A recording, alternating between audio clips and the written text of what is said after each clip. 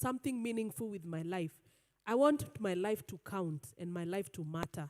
And I want to live a life that honors God. And I want to live a life that honors myself. You can honor yourself. Honor yourself. I want to honor myself. I want to honor the things how many here, hata nimekumbuka, wanaweza fungua WhatsApp messages out, tusome.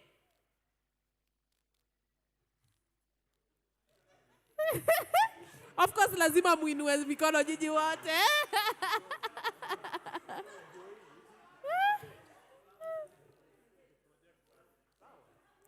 Tusome kama. Are you sure? Are you sure that phone is pleasing to God? The messages are pleasing. Usijibu na I can see. So if your phone is not pleasing, your messages are not pleasing, you know me, I did not come to condemn. Am I condemning? I did not come to condemn. What I came to also do is to help you to live a more meaningful life in your singlehood in this season. Because if you're like a free, open, and transparent person, I think you stand a chance of enjoying the bliss and the beauty. Yani uko tu sawa. Hauna uoga. You know, there's a verse that says that the guilty is always running, even when no one is chasing. That will not be amongst those people who are so afraid. Hauna bwana ya mtu, oops. Mic inawaka. Kwani si married men wanaendeaga wasichana wadogo? Single ladies. Na wanataka wabuda. I believe those ladies are not here. I believe. Sindio, hakuna wako hapa. But kama tuseme tu kuna mmoja, let me tell you also another thing that happens to such ladies. Even men by them naekwa na wamadhes. Mabenten. Nimewaona huko Ruaka. Nimewaona Ruaka. Wana drive my Benz na Land Rovers. Nimewaona wamama warunda wana support mavijana huko Ruaka. But let me tell you what I've seen. This with my own eyes. The moment you have such relationships also, you're likely to stay for a very long time without getting married because of dependability. You can get depending. So, wacha nikupe scenario. My friend here, I'll use you for purposes nitumie mtu mwingine. Nani anataka nimtumie? Nikutumie wewe. Nilikuwa nataka dem. I'd use you. So if you are a young girl like you, and then there is a man who is maybe in his 60s, akona mapesa, ni CEO. Ana drive ma Range Rover na manini, akona manyumba and everything. Amekukodishia nyumba hapa Kahawas. Unajua, they are so annoying. They always get you the cheap places. You see, that's the other thing. There is no value. Si rahisi ya kupeleke place poa. Hata kupeleka Kilimani. Hata kupeleka Roysambu, sijui where, Githurai, Zima, hizo places, na Ruaka. So, akisha kupeleka huko, anakulipia rent, let's say, give or take 25,000. Anakam weekend. Mnakula takeouts because hautapika. See, when baby girl, soft life, no make nails, hauji kupika. So this guy will maintain your life. Atakubaia vits, ama not. Lazima akusupport. Babe, I am not able to move around. Atakubaia. Na yana drive range. Atakubaia vits. Atakufanyia. You know, they don't even make you progress. Awapeangi mtu nyumba, ama shamba. They don't do those kinds of things. They'll always maintain your lifestyle. Nails, dresses, shoes, things that are very perishable. Vitu tudogo na tu lunch hapa here and there. Una tu cheap, you know, very cheap stuff. So the day you will actually realize that you say, let's say you're turning 30.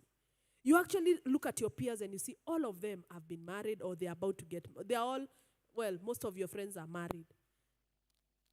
If you want to date your age mates, because age mates wako ndio, you are likely to get married 32, 33 years old a man.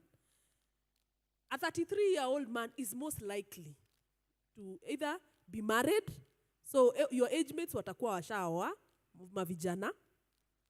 Number two, wale watu wanaweza kukuoa hawawezi kuwa na pesa kama ya ule mtu. So you may not be able to stoop low. Ati maisha ya kuanza. Unaelewa? Are you getting? Itakuwa hard ku adjust lifestyle. Because umezoea quick stuff, unapelekwa vasha, hang out weekend. You know, a man you are starting life with may not be able to do such kinds of things. So utakuwa wewe umezoea tu maisha ya juu na uwezi shuka chini. The other things sijakushow vile hao wase wanakuanga na my STIs. Because you think you're the first one. Wacha ni kushow by the time a man is doing that to you, you can imagine how many women see hiyo pesa tu ako nayo hivi inampatia access to different types of ladies. Tall ones, karibu niseme long, tall, slender, big, hippie, whatever. Ile kitu yote anataka, money inamjibu hizo. Money answers. Inajibu tu. So akiwa pale job Serena, anafanya sijui nini, kadem anapita na yeye. Wewe weekend, anapita na wewe. Ile ingine, let me tell you, it's a life of bondage. And then eventually, you're going to get STIs. This is true. I have seen with my own eyes, at least 2 ladies in my life, wamekuwa na warts. You know warts? Warts is an STI. Genital warts. And you know genital warts are, it's not curable. They are not curable. You manage them. Azishangi. Siku za HIV. In fact, I was talking to a friend of mine who manages HIV in the country. And she was telling me of all the things that we have managed in this country is to control HIV. HIV is under control in Kenya. ARV ziko. Wase siku hizi wanaoperate. Wanaka cute. They are looking very good with HIV. It's under control. Watu wanapata dawa. Na hata ukosa kuendea dawa, unapigiwa simu na wanakukujia. Wanakuambia kuja uchukue dawa. They are given food. Hata kama food hauna wanapea. Kuna center. There's a lot of funding for HIV. And so watu wako na HIV wanapata support sana. So she was telling me HIV is under control and she wishes that now money can go to the cancer treatment. So now these are not the eras of HIV. These are the eras of herpes and genital warts. Hizo ndio zile watu hawaongeleleangi. Zile za kujikuno, muasho. Hizo hakuna mtu anaongelelea. Gonorrhea. Mlisikia super gonorrhea? Hizo ndio vitu zenye hakuna mtu anaongelelea. HIV iko under control. Sio watu wengi wanapata HIV by the way. So, it's a life that is meaningless and purposeless. And that kind of thing that you are pursuing in that man or in that woman, I want to submit to you with my eyes open that the Lord, our good Lord, can give you far beyond what a sponsor can. Sijui ni nini mnajishusha hivyo. Ati lazima mpate hizo vitu. Quick fixes za do. Imagine God anaweza kupea hizo vitu, but you have never thought that God can actually give you those things. Any question? Nataka sasa tuonge. Yes. Yeah. Yeah.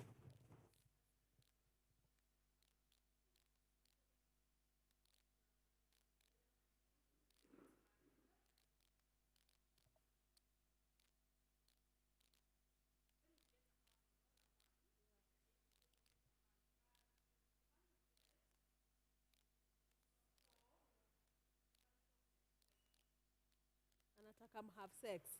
Yeah. Yeah. Yes, please give up. Because a man, that is a red flag. That is a big red flag. Because that tells you that person lacks self-control, and the day you'll get married, they will still lack self-control. Yeah. If your values are one of your value is to abstain and to maintain sexual purity, then the person who comes into your space must know that that is your value, and they must respect that that is your value. Yes. And if they don't, then it is okay, they can go. And I know you will feel bad because probably you will have loved them. But now what would you rather do? Would you rather compromise and then get into that relationship, and then later it causes you great pain? By the way, I didn't tell you something. Every person who has gone through, again, heartbreaks, zenye muona kwa hiyo kazi yangu, is I see a lot of divorces. Many divorces. People actually just giving up. And one of the exit, takwanga pia na interview for mingine a exit. Why do you want to exit this relationship and all that? And there's a question I like asking people who are about to get divorced. And their answer to me is that the relationship did not go wrong. The relationship started wrong. And I'm a firm believer. Firm. Maybe I can give it 98%, not 100, because I'm not very sure. But 98%, I believe that relationships do not go wrong. They start wrong. And that is one of the ways of starting wrong. And so by the time you're getting in, uko inakuja inakuumiza sana your relationship. But in retrospect, when you analyze that relationship keenly, you will realize, and a lot of couples say that, they will tell you, I saw this, I ignored. I saw this character problem, I ignored. I was told, there's even another lady who was telling me the other day, during my wedding day, nikiwa na gown, mtu alikuja akaniwhisperia, you have married a con man. And it is true. That man conned that woman 6 million. Their wife, alimcon 6M. Na huo dem sahi analipa hiyo 6 million ya bank. But by the time alikuwa naambiwa this is a con man, alikuwa amesikia rumors. Alikuwa dealer wa magari. Alikuwa anadanganyana watu, analetea mtu gari, akikuja anadanganyana, kumbe hakuna gari analeta. Anakula hiyo pesa 2 million, 3 million, hivyo.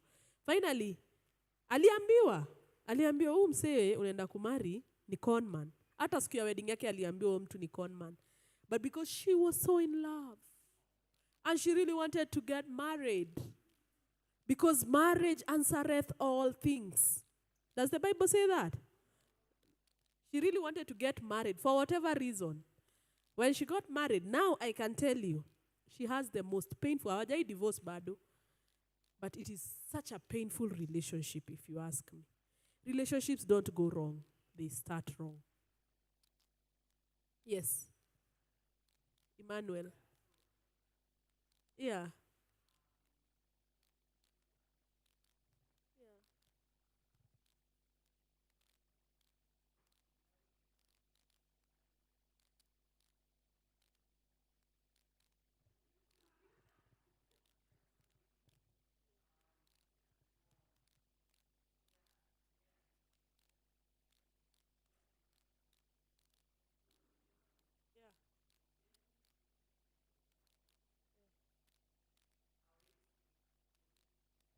They have seen the problems. You've seen the problems? Yeah. Yeah. Yeah.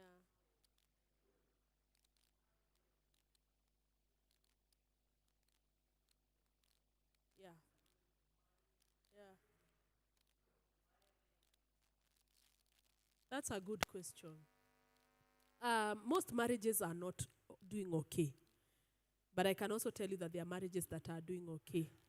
So if you want to get married for the right reasons. And one of the right reasons is to, first of all, pursue the purposes of God together. You must be able to understand, why am I here and why is my spouse here also on earth? And then from there you can ask. For example, you can ask the girl, what is your purpose? Akwambie. Maybe haja discover, but anakwambia, I'm in the process of discovering. And also me, my purpose is my purpose is this and that. Then you ask yourself the question, are we able to complement each other in this purpose? I'd say, yeah, I think I can complement your purpose, and I think you can complement mine. Okay. So fine, fair enough. Let's get into this relationship for the purposes of God. But I can tell you, marriage will still be difficult even for them.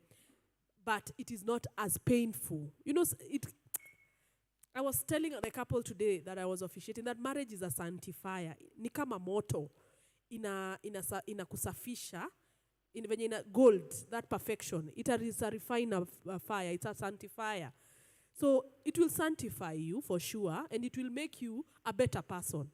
If you have anger issues and you get married and you're willing to learn, your spouse will point it out to you. Maybe you didn't even know you had anger issues. Your spouse can point it out to you, and you can work on that. For sure, when two are working together, it's better than one. Wa pili anaweza kukusaidia hapa na kukupea nguvu hapa na pale. So ultimately, marriage is still a plus. But is it better than being single? That is when I say not necessarily. Yes.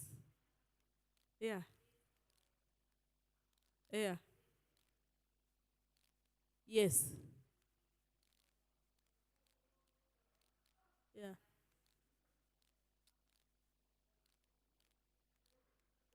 Oh, first of all,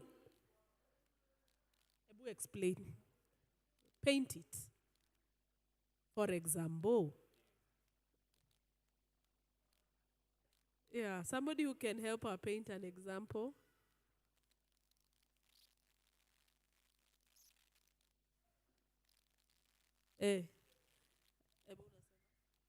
So is it like you like him and he's into politics and you don't like politics and he's aiming to be a politician, maybe next election anataka kuwa MCA, something of the sort?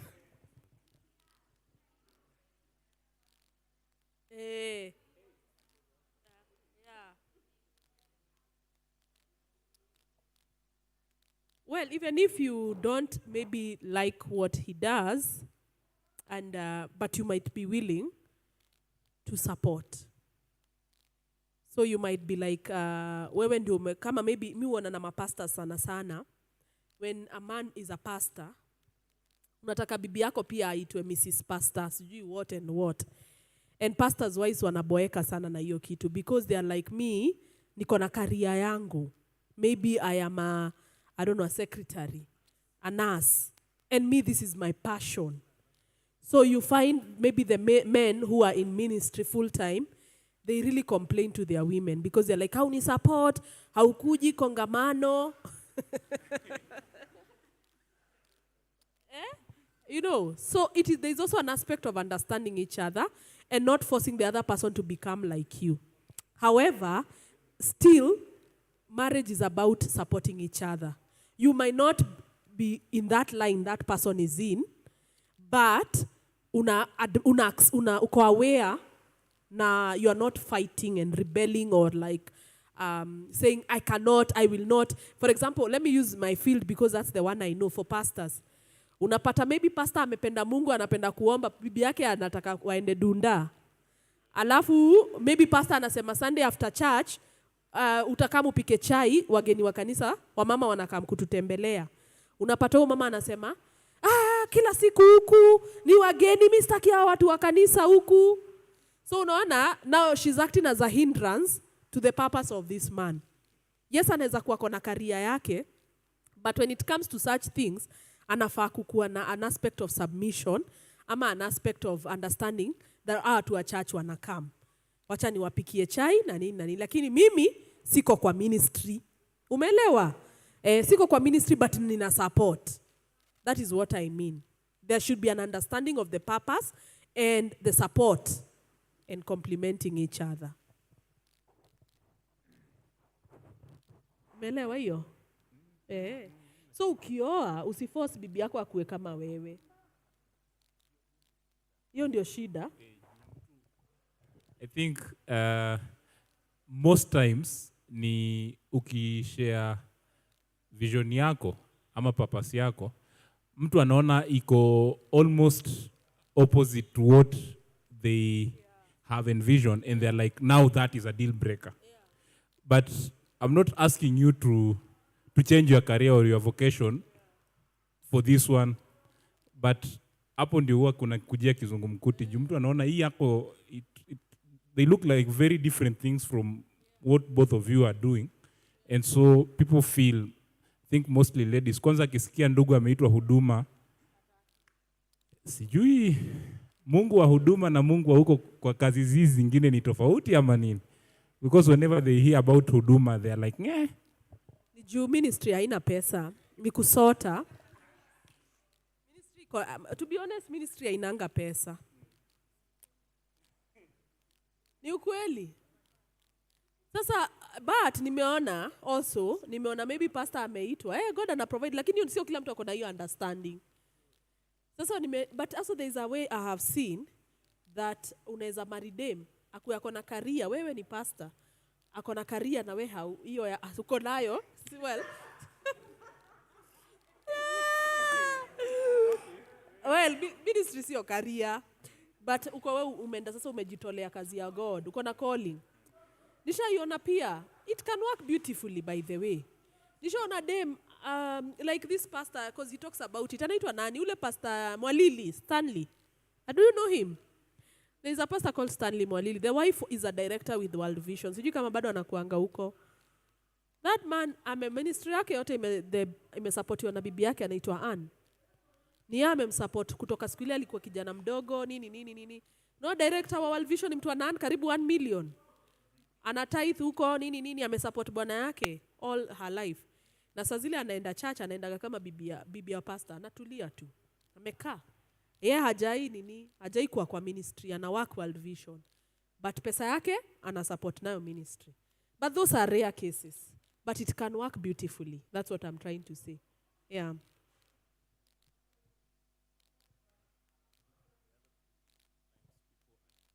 I think the other thing is sometimes people are drawn to your vocation. Umse ametrain kwa nini HR? Huyu atakuwa na haya na kufaya. So that is the reason they are drawn to you. And so when living through this life, I believe God keeps revealing different things to us at different seasons. I'm going to use this example. So personally, I am trained in health, mini medic. So over time, wakati mwingi nilikuwa nashinda nikiambiwa wewe msee utaingia huduma. Mimi naambia watu hiyo acheni, hizo ni stories ajabu. But then it got to a point and I had to accept that yes, this is a possibility. Whether it is that I will serve as a medic, a missionary medic, or I'm now leaving this thing and now becoming a pastor, I don't know how. But at some point down the line, it may happen. Oh yes, na bado niko MC. But then, when now this aspect of ministry comes in and it's not fully figured out, niliambiwa cheki msee, hii story mi siget. And hivyo ndio mambo ikiliumana sasa. So sahi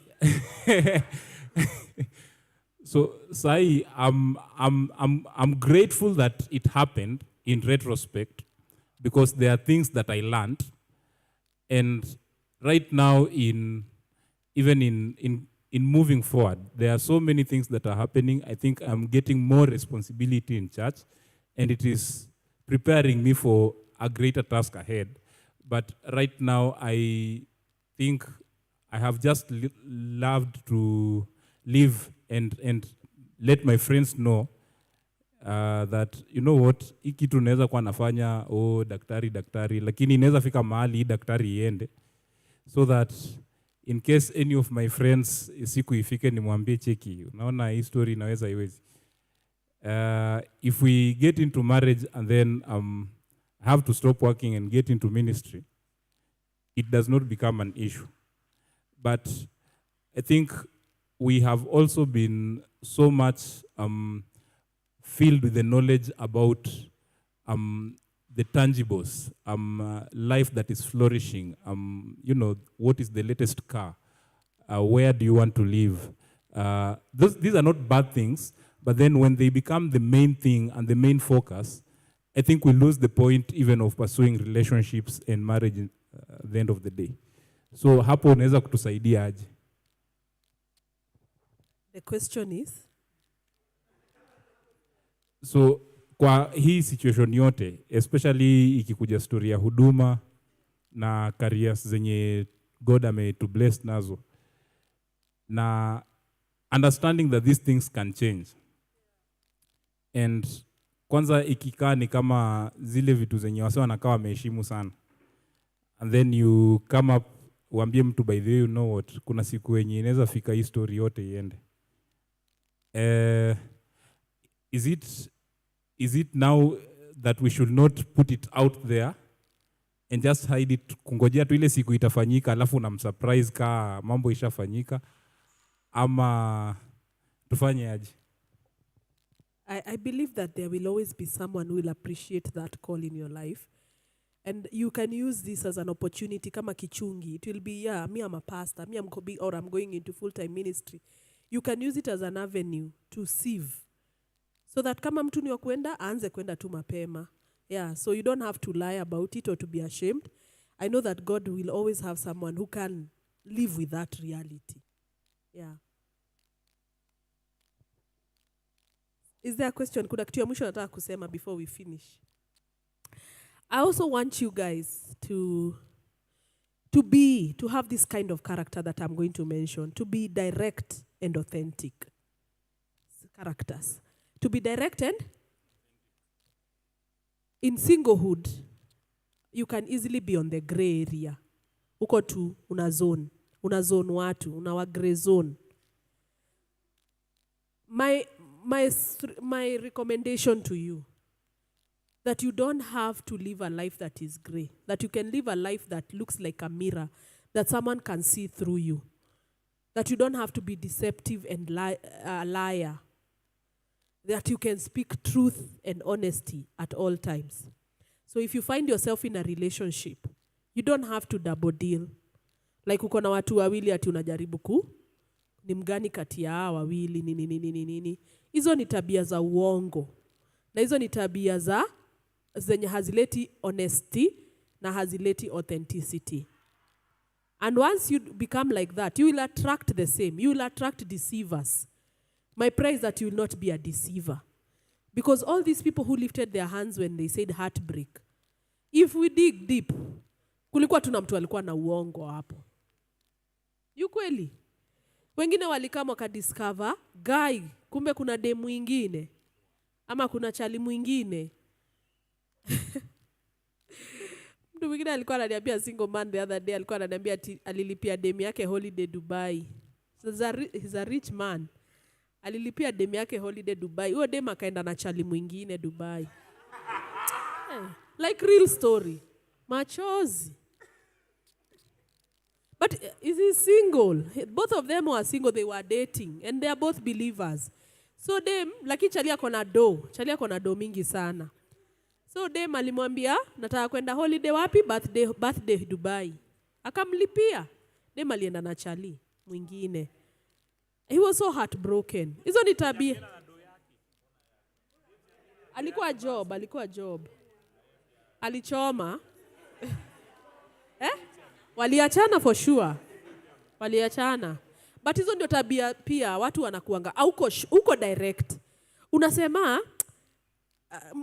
wengine wako in situations za relationships, ni kama ni relationship, zaitangwa situationship. Kuna watu, hizo vitu ni painful. Uwezi date mtu mwingine because mko na kitu na mtu lakini hamjaidefine. So you are not being able to look at the other people. You are spending most of your time with this person, mnaenda out na umse, mnapigiana simu usiku mpaka saa 6, mna chat, asubuhi mnaamkiana good morning, lakini hakuna mtu yote amedefine your relationship. Ukiulizwa huu ni chali yako ama huu ni demi yako, unasema zi. Lakini mnafanya kila kitu yenye chali na demi anafaa. Hizo si tabia za Wakristo, na hiyo si tabia ya authentic. Na hiyo ni tabia ya mtu mwenye sio honest. Mtu kama huyo ni mkora. Si ni kweli? Hiyo ni tabia za ukora. Na uache kuwa hivyo. Wewe ukishaona dem, machali mnisikize. Ukiona dem amekufurahisha, unataka have a conversation, mwende na yeye Java ama place mtaenda, mwende mhang out nini. By the way, Show me, by the way, hii story mi si jokes mi nafanya. Me I'm ready to, I want to commit. Na kama hutaki kucommit, mi nakupea 3 months. Ucommit ama 90 working days. 90 working days. Yani 3 months ni mingi. Ni mingi. Watu waongee nini? Watu waongee vitu direct. Ukue clear. Single people mkue. Usiumize kijana wa wenyewe roho. By then nimerealize hata machali wanakuwa heartbroken sana. Unakula doya chali, unasema acha nifurahie tu. Unafurahia tu, watu unabaiwa food hapa, lunches nini, una balance. Alafu akikuuliza, mbona ulikuwa na huyo chali? We date? Kwani tuna date? We ni bro. Tuache hizo vitu. Heal your trauma. Watu wakuwe direct. Ukishaona umse na umependa. Umependa na roho yako imefurahi na unaona ameplay along. Unalock hiyo kitu mara moja. Direct. Nataka come kwenyu, nataka kuona wazazi, nataka kuona auntie yako, whatever. Namaliza hiyo kitu. Hiyo ni tabia ya Wakristo. You are being direct. You are being direct. And you are being truthful. You are being honest. And you are being transparent. That is a good thing. That way you will have a good report. People will speak well of you. Ushaisikia watu uongelelewa, ule ni player. Watu wanasemaga vitu mbaya mbaya. Ushasikia watu wanaongelelea ango hivyo? Ni tabia kama hizo zinafanyanga watu waongelelewe hivyo. Like ule ni mse wa madem, ule ni mse wa machali. Ni tabia kama hizo because hauko clear na hujui ni nini unataka. Get to know what you want, and once you see it, you pursue and finish that business. Hatutashinda hapa the whole day tukiongea mambo zako saa yote. Tunamaliza, tunakafunga, si ndio? That is a good thing. A lot of us people here, tumepotezewa time na machali na madem. Mnapotezeana time. What are you doing in a relationship for 5 years? What? Watu wana date for 5 years? How? Unatengeneza serikali. Wanangojea second term.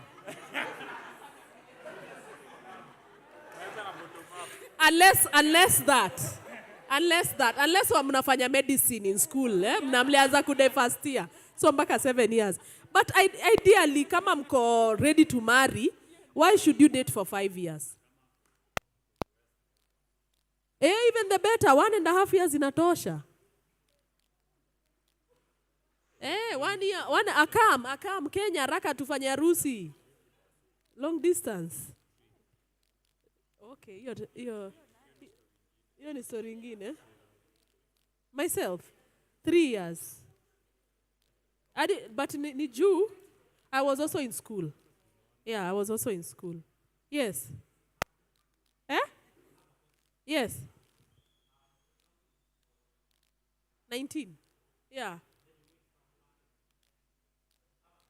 Yeah.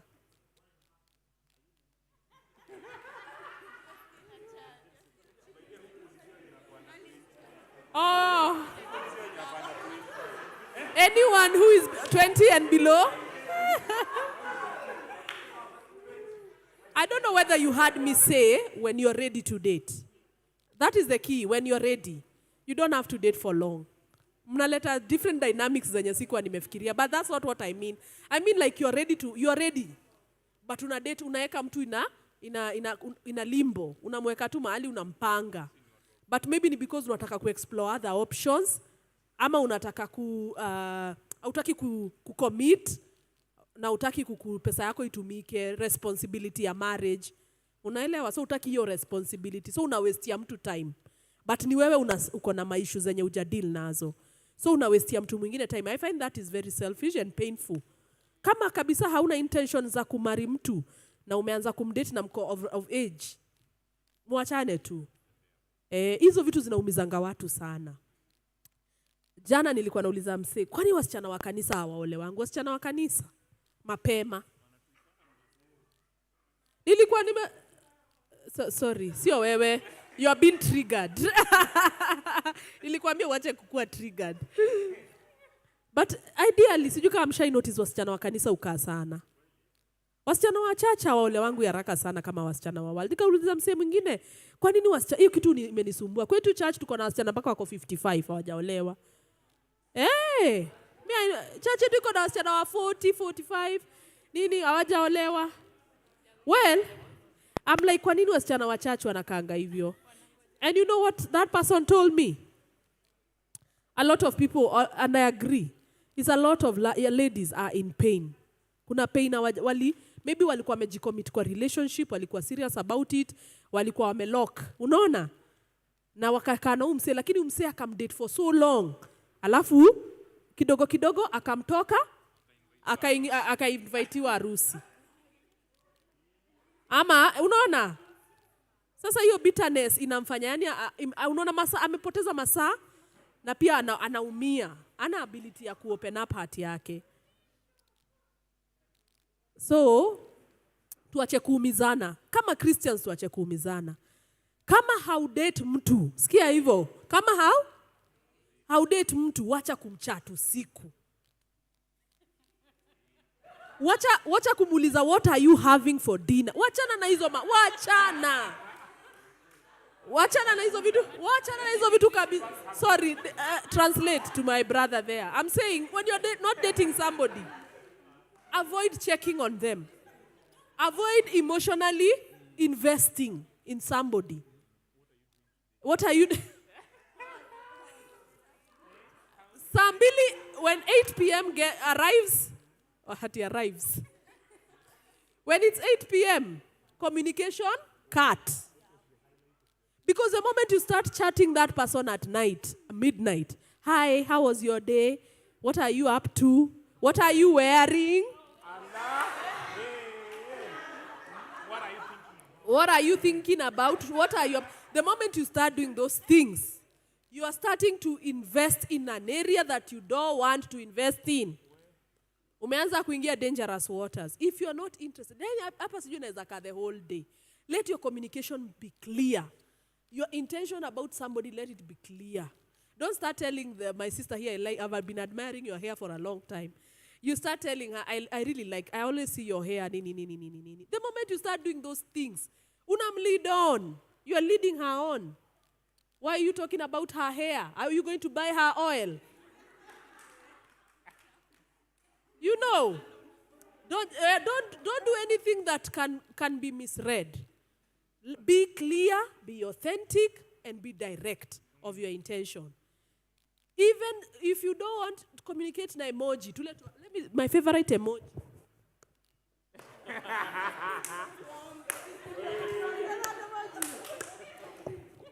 That emoji is powerful. Communication dies immediately. Emoji. Communicate with emojis. Don't bring many maneno mingi. Unaongea sana. Una mislead mtu. As Christians, we cannot hurt each other, for sure. Sawa. Even ladies, don't lead men on. Even ladies, they lead you on, men. Don't lead a man on. Like, hi, have you had your dinner? No. You know this guy is a single man. The only thing he has in his house is bread. And you're telling him those things. You are interested. Tumemaliza session yetu. Hata mamake amuulizi hizo maswali. Singlehood is to be celebrated. And you're in a beautiful season. Don't be in a situation where you just want to exit. Enjoy it. Enjoy it and do the right things when you are single. Be accountable. Let your phones be holy and pure. Kuna watu wengine naonanga wanaekanga screen iko dark, hata huwezi ona kitu. Usione chats. Wako dim. Alafu wanaeka font, calligraph. Unajaribu, hata mtu akikaa hapo, hauwezi jua, you can't even tell what this person is typing. You're hiding stuff. That's not a life of pure and nice singlehood. Tusifanye ukora in our singlehood. We honor God with our singlehood and celebrate it and love on it. Kuna swali ya mwisho before we end? And for those that have been heartbroken, I'm really sorry. But my prayer is that you will seek healing so that it does not spill over into your next relationships. Sawa sawa. Let's pray if there is no question. Father, we thank you this evening. Thank you so much for the session that we've had, the talk we've had with the single people. Thank you, Lord, for this season that you've given them. It's a beautiful season. It's a season where they can grow so intimately with you. It's a season where they can discover their life purpose. It's a season where they can serve you and serve others. It's a season, Lord, where they have time and freedom. It is a beautiful season. And even, Lord, as they are in this season, maybe for some waiting for the next one of marriage, I pray that, Lord, you will help them see the beauty.